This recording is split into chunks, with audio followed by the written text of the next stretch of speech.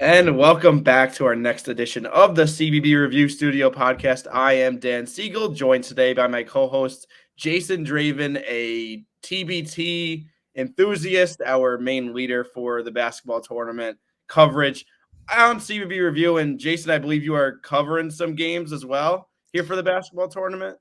Yeah, I'm going to be in Wichita doing all of that. I think it's actually going to be my third or fourth year. I mean, I've been Awesome. there for all the record breaking. So it's been kind of cool to see them just sell more and more tickets every year. So Yeah. they definitely needed this year because that's going to be a big boost for at least Wichita if they can have the first round sold out or sell more, I guess, than the Houston regional.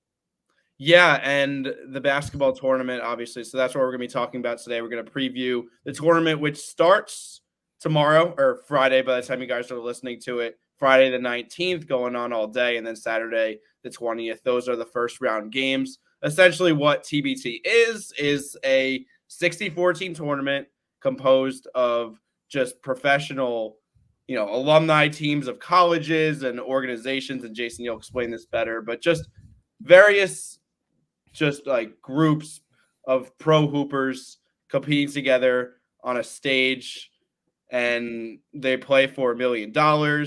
There is, of course, the Elam ending, which we will talk about, which is a great component. That the birthplace of the Elam ending is actually TBT. So before I keep going, Jason, just explain to me and explain to the listeners really just like what TBT is and why you love it so much. Well, I mean, so I cover Wichita specifically. The first year that they had an alumni team, it had the players that had recently graduated, the ones that were like the core group of guys that we remember seeing, um, and then one or two guys that they had picked up, or whether they'd played with them overseas or played with them on the professional teams somewhere else. And it's just been an absolute blast. I mean, everybody comes back.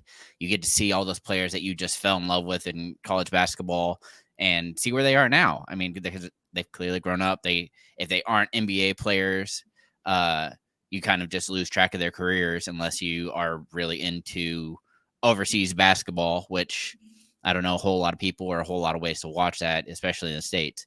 But seeing these guys come back and really embody what you grew up watching. I mean, these are the guys that, for example, Connor Frankamp is a big guy in Wichita, and he comes back every year for the Aftershocks in Wichita. But you also see like another big one is Red Scare, or who's a Dayton alumni team, as another example. Carmen's crew for Ohio State. Like they have all these alumni teams, but they also have teams this year. It's a little different because we actually have a couple teams from the recently developed the basketball league, right? That used to be G League United. So a lower level of the NBA prospects, but so you get to see kind of that switch up as well. But they also just have stars that you don't really get to see the spotlight because they aren't NBA players. Some of them have been in the G League. Some might have had a two-way contract or even played for a little bit, but they've kind of gotten away from it. And so getting to see the guys that you kind of, I guess, embody the play that you're used to is kind of interesting to see and kind of see if they've developed. I mean, it's definitely fun to see a different scoring format and, you Mm-hmm. know, the more physical game that we're used to. Yeah, what I love about TBT, I'm not like as knowledgeable as into it as you, which is why I invited you onto the show. But what I love so much is that it seems like just the purity, the pure like love of the game, the trying to make it in the world, like trying to make it in the basketball world. That element of the college game, it has probably more of a like college basketball type of playing style than an NBA type playing style, which I prefer the college playing style. So I love that. It is obviously better athletes than what we're watching in college just because they're some of them have several years of professional basketball experience. So, like you said, presumably they've developed in that time frame. And yeah, it's just guys on a stage trying to make a name for themselves. And a lot of them are like, we're going to talk about some of the guys that are in this tournament. It's just like the college guys, like, oh, I remember that guy. He played there. And like, you know, I haven't heard his name in years. I'm so glad to be able to watch him again. It's that kind of thing. And of course, the other big element to TBT, which a lot of people have kind of become aware of, it's kind of made it big, is the Elam ending, which is essentially when you cut the fourth quarter short and you add, what is it, 7 points, 8 points? You add 8 points to the winning team's score, and that score is the threshold that you must reach to win the game. And I They think completely shut off the clock. yeah, so there's no clock. There's a shot clock, obviously, but there's no like time element. So if the score is 80 to 76, it becomes the first to 88 to win the game. So essentially every game in a way ends on a buzzer beater, right? Like there's I mean, it could be a free throw, but even then you're still scoring a basket. Like that's something fun for sure. The design is to kind of, like every game ends in a buzzer beater. It takes away the late game fouling strategy and just like the choppiness of the end of a basketball game with the time element, which is cool. I think there's definitely like it's an imperfect rule, so I'm not ready to really adopt it into some sort of like actual college basketball or NBA kind of format. I think the time element of it is what makes the end of college basketball and NBA games so great. But I think for what TBT is, it's absolutely perfect. It's unique, and I love it for, like I said, like what the uniqueness of the basketball tournament is. But what are your thoughts on the Elam ending and kind of whether you think that it should be implemented into more basketball leagues? I mean, I really enjoy it just because of the fact, like you said, you do have to score, but you also see those big deficits slowly shrink. I mean, you've seen teams that have come down from as much as 11 to come back and win a game because it has that set score and the other team goes into a scoring drought or they step up their defense or any number of things. And so having that ability to kind of control your own destiny instead of being like, oh, I have to foul here because that's what my coach is telling me, or we have only a certain amount of time, so that stops the clock. You don't have that as like a way to hold yourself up. You have to score. So whether that's driving to the hoop and getting a foul, that works. But more often than not, you have to make the baskets. And if the team is a better defensive front for those last however long, I mean, I've seen them go as longer than the 4 minutes for sure. But they're able to come back, and if you get hot at the right time, you can easily win any game. So it's definitely a interesting way. I don't know if it would ever work out. Ideally, it'd be great I love it in games that are close, but in blowouts, I mean, I don't know. I don't really see the point of it there.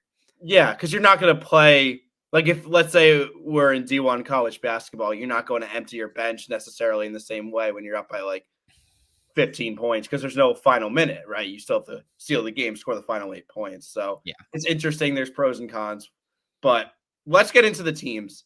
There are 8 regions of 8 in TBT, and really what I love about it is for each of the regions, they are local based organizations, locally based alumni teams that are playing against each other for that region. So there'll be some home fandom really cheering them on, which I love to see. Jason, I'm going to take you through the 8 regions, and I just want you to elaborate on what I say and give me like maybe a team, a matchup or two that really stands out. So let's start up here. We got the Butler Regional, as you can see on your screen if you are watching on YouTube. So what I'm looking at is the All Good Dogs versus Fail Harder game. That is a Butler alumni team playing in front of their home crowd. It's their first time in TBT, I believe, and that's Shelvin Mack coming back in town, so that'll be cool. And then Fail Harder, it's Kyle Guy's team. It's kind of weird. He didn't really give a straight-up answer as to whether he is actually playing or not, but it seems like he probably won't. He is officially listed on the roster, and that's a huge difference because I think Kyle Guy would be their best player if he played. But otherwise, there's a reason they're 7 seeds. So what are we looking at here? Yeah, I mean, more the game that I'm really actually interested in, and I guess it is, I mean, if you want to cheat, you can do the Mackey and Fort Wayne champs as like the easy game to watch because they're closely seeded. But the reason they are is because they're both relatively new teams. They have a lot of talent on them.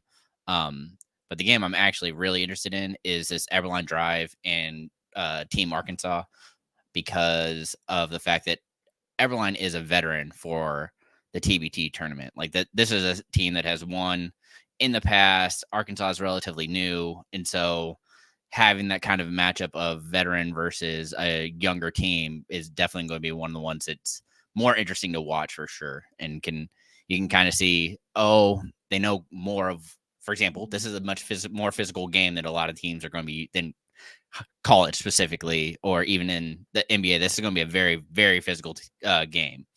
And so having them kind of come through, it's going to be interesting to see how that equates here, especially in that matchup. And then moving on to Pittsburgh, we've got, I think the big standout here is the potential Zoo Crew versus Best Virginia matchup in the second round if the 2 and 3 seeds each move on. Obviously, you get that Pitt West Virginia rivalry in Pittsburgh. Like that would be awesome. And Pitt has a squad of, they have a lot of recent grads on that team. They have obviously veteran great DeJuan Blair, but a lot of recent Pitt guys. I think that could be really fun. Yeah, I mean, like you said, the part of the fun is the fact that, I mean, what you have Brotherly Love, who is clearly a Philadelphia base, which is near in Pennsylvania. I mean, that's close enough. You have all these teams that are Pennsylvania based. And so having that relative closeness between these teams is going to make it a lot of fun to watch for, well, specifically that area, because they have that big draw. So this should be a lot of fun. I'm guessing that Zoo Crew of these teams has the most experience in TBT for sure. But yeah, they were definitely there last year. I know that. Yeah, well, so it was Best Virginia. That was around last year. I'm trying to think of who. But yeah, I still think that's going to probably be the leader with experience. It's going to be close. Because again, a lot of these teams will change names, which we'll get to later, with little tweaks here and there. So whether they actually follow through with the record keeping there, it's going to be interesting to kind of see. But same note, you have $1 million worth of game and Herkimer, which are first timers here. That's another kind of the 7 and 8 seed. It's going to be interesting to kind of see how these guys get used to it. You're coming in your first year, you usually struggle a little bit. And so getting used to it that first round, and having those matchups that are a little more difficult, it's going to be a fun time. But I definitely expect the higher seeds to make it through at least that first game. All right, and then we got the Houston region, which I had the privilege of doing the Challenge ALS team for my team previews for the CBB Review website, and I was really impressed by them. So Challenge ALS was the 5 seed, as you can see on the screen, and they were, I think they merged, or they separated from Florida TNT, which we'll see later on. They're now 2 separate teams, but they had merged for a couple of years. But Challenge ALS has some shooting. They have a lot of shooters on that team. I think they could be a dangerous kind of Cinderella run. Darren Collison coming out of retirement. They got former college journeyman Vance Jackson there as well. They have a couple of old time, like back when Boston College was good and like their Big East days. They have guys from those teams, right? Like the 2000s era. So it'll be a veteran based team, but that they stood out to me when I was looking at these profiles. No, I think granted. So for CB Review, I usually cover the AAC. So watching Forever Cougs is going to be fun because they have one of the guys I hated the most on the team, Rob Gray, is playing for them this year. It's going to be his first time. Guy just drove me nuts. He's such a good guard, but has the confidence of any player out there. I'm pretty sure last year he played for Heard That, but actually having him as a potential somebody who could come to Wichita, that'll be another fun one to kind of watch. And of course, again, AAC guy, Bleed Green. They were a blast the first time I saw them. They're a really solid team on both ends of the court. They will be all up on your business because they are definitely focused on defense and kind of slowing the game down. So they kind of grind you out, but it's going to be a lot of fun. And touched on it earlier, but the Los Angeles Ignite is going to be a TBL team, former G League team that is going to come up and has the opportunity to go up against Bleed Green, and that's going to be a fun one to watch for sure. Mm-hmm.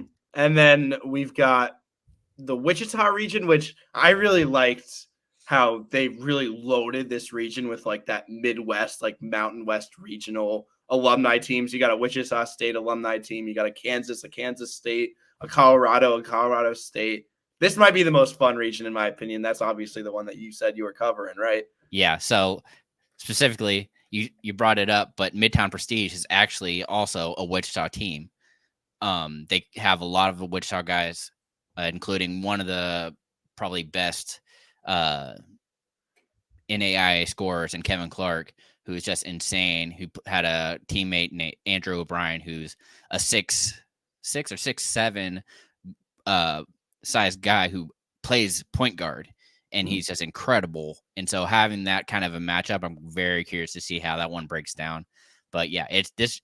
There's a reason that this should sell the most tickets and be the most attended games. Is because these are all really close to all of these schools, with the exception of Florida TNT and LA Cheaters, who LA Cheaters, again, veteran of this game for sure, for TBT, and continue to stack their lineups. But this is going to be the first year that we have Frank Mason back, and like all these other names that people remember from their moments in the NCAA tournament. It's going to be a good time. And so this is part of the reason I love it so much, is just because, again, it's all the people that I remember seeing. I mean, all the guys that I've watched, because based out of Kansas, I've watched all of these players go at it. And so it's a fun time. So I'm definitely curious to see how this one breaks down, because the last time Florida TNT was here, they have some really explosive players and did a really good job making it through.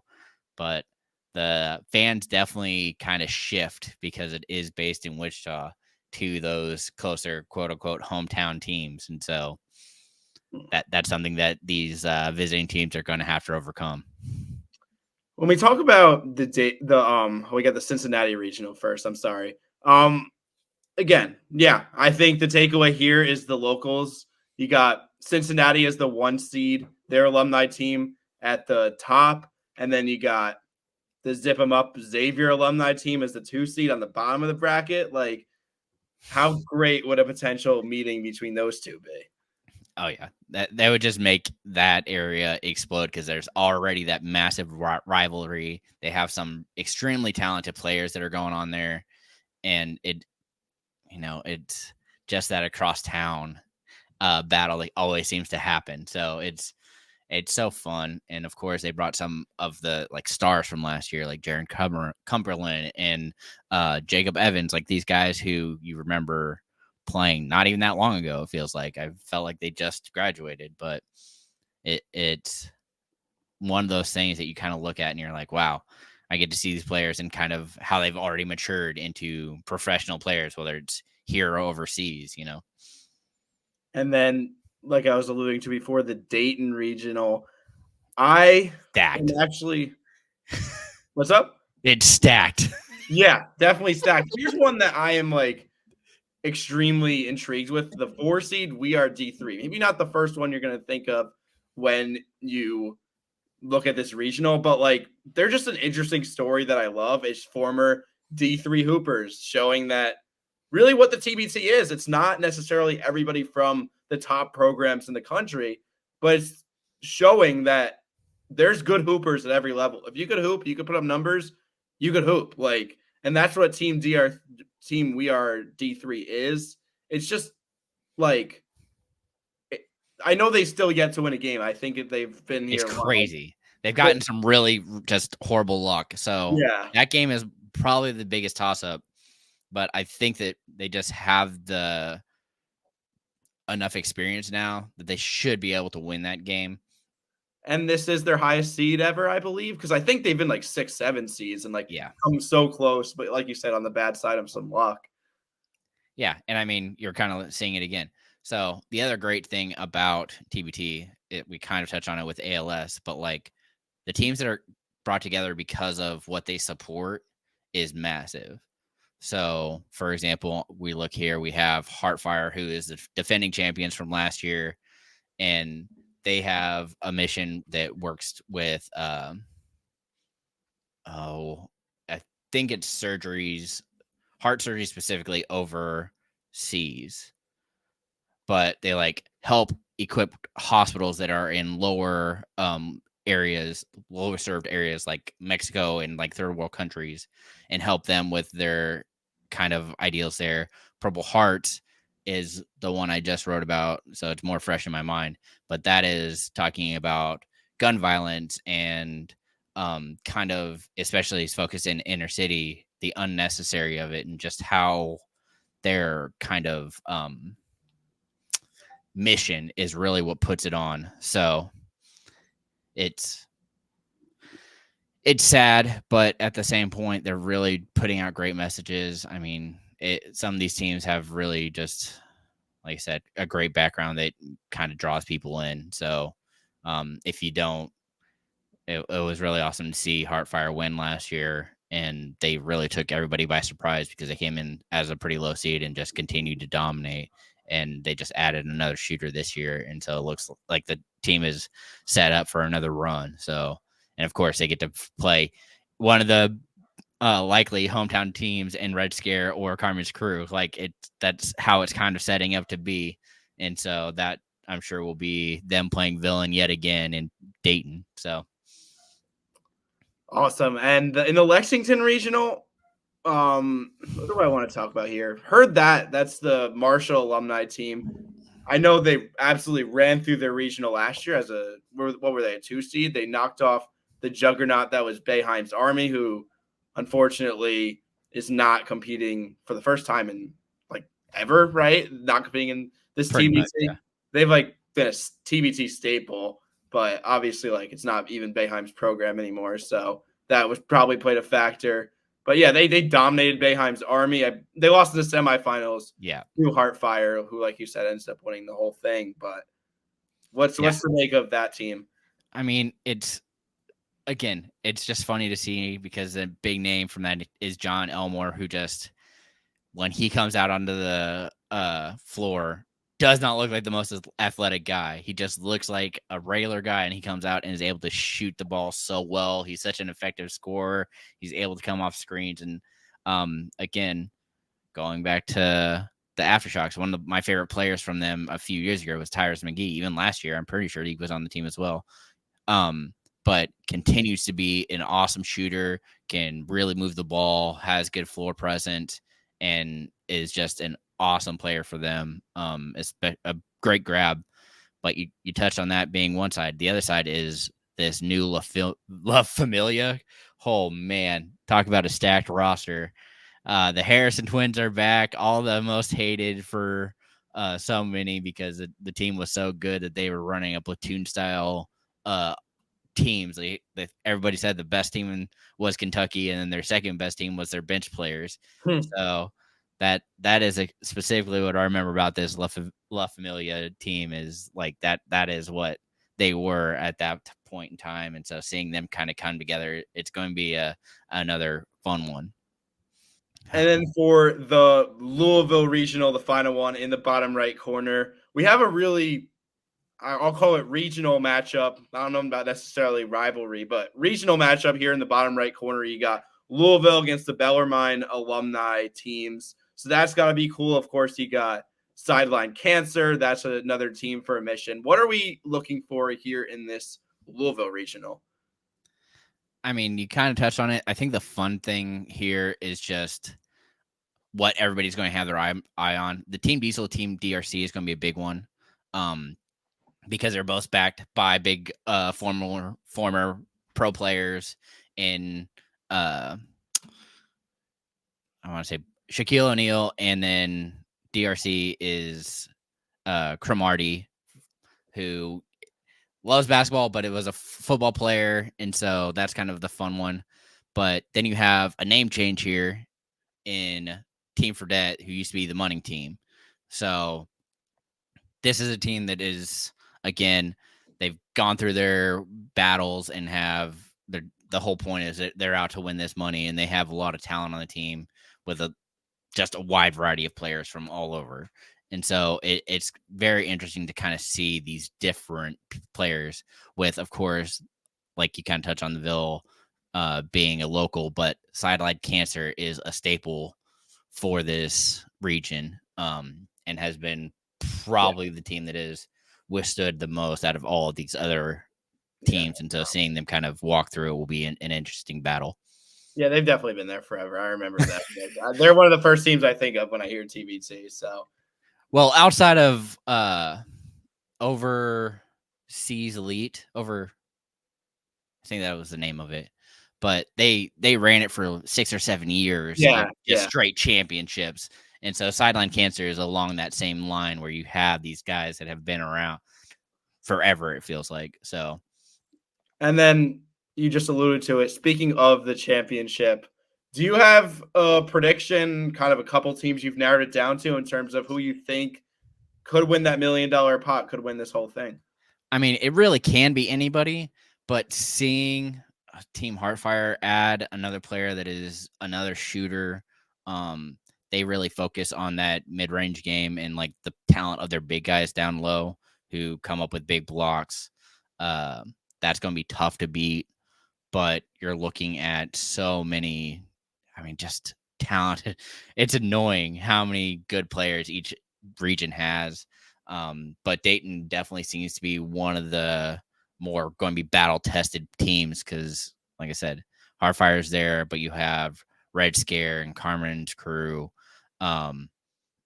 Outside of them, I'm guessing from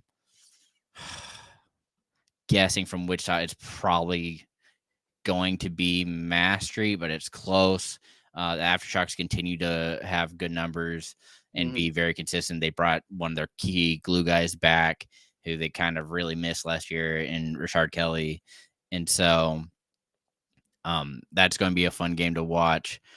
But outside of that, man, it's just so many teams that have been here now for a little bit and kind of seeing how they work. I wouldn't be surprised again if we see Overland Drive. That's another name we touched on, but there's just so many teams that have all these really talented players. And all it takes is one bad shooting night and you're done. I mean, that's really what it comes down to. We've seen guys who I'm trying to think, for example, the Aftershocks last year, when they played Heartfire, were 2 for 30 or something from 3-point, and that just sunk them. I mean, that happens so often in one game where they just, if you can't hit a 3 and you're trying to battle back and it's not falling for you, you just fall further and further back. Then you have that target score, and if you don't have the attrition or stamina to get through it, it's not going to happen for you. So it's interesting to kind of see how all these teams are being put together. And I mean, you touched on that's another one with Tyrus McGee and Elmore. It like you said, that's the fun of this. Anybody can win $1 million here. And so, but right now I'm going to be easy and just say you're looking at Team Heartfire because they kept pretty much every single player from last year. And so unless you're coming out, they only had, I think, one real test, and it was their first game. And so after that, they just cruised past everybody. Like none of the games really felt close. They ended up beating the Aftershocks by 12 points. And like even that was crazy. So all right. Yeah, I appreciate you, Jason. That'll do it for today's edition of the CBB Review Studio podcast. TBT is starting Friday at noon. There will be first round games going through Saturday night, the 20th of July, and then obviously it'll continue throughout July and into August. So definitely be sure to watch some of the games that are on Fox Sports, TBT website. Big Ten. little bit of Big Ten Network. Yep. So check that out. And we have profiles of like every TBT team on our CB review site, which we are finishing getting out right now. So thank you so much for watching and listening, and take care.